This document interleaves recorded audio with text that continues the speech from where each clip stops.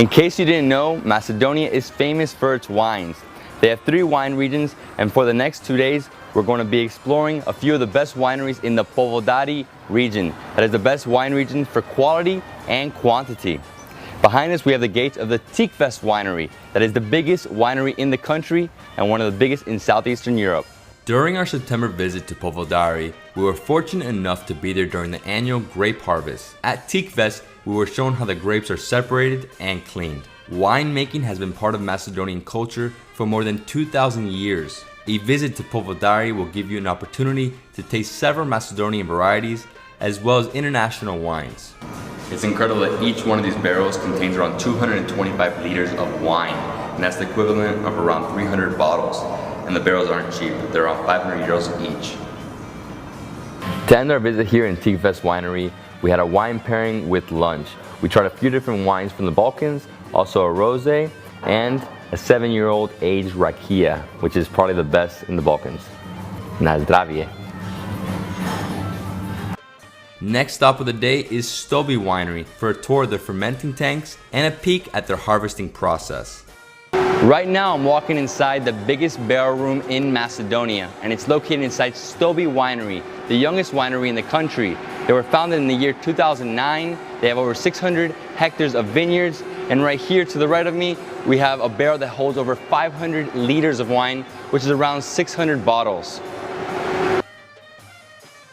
When you visit Stobi Winery, you have 2 different options. You can either go with a hard lunch, which basically means you have lamb, chicken, or pork, or you can go with a light lunch, which is cheese and wine pairing. During our light lunch at Stobi, we tried 5 different types of wine. We also left with a couple of our favorites like Muscat and a Macedonian red wine called Vranec.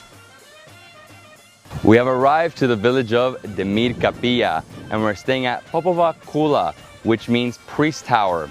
This winery has been producing wine since 2005. They're a hotel and restaurant, and as you can see, the tower is a symbol of their brand. We're gonna see the winery and try their most famous grape, Stanushina.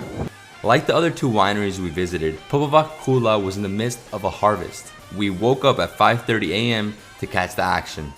Popova Kula produces over 20 wines, many of which are Balkan varieties like Jilavka, Stanushina, and Prokupek.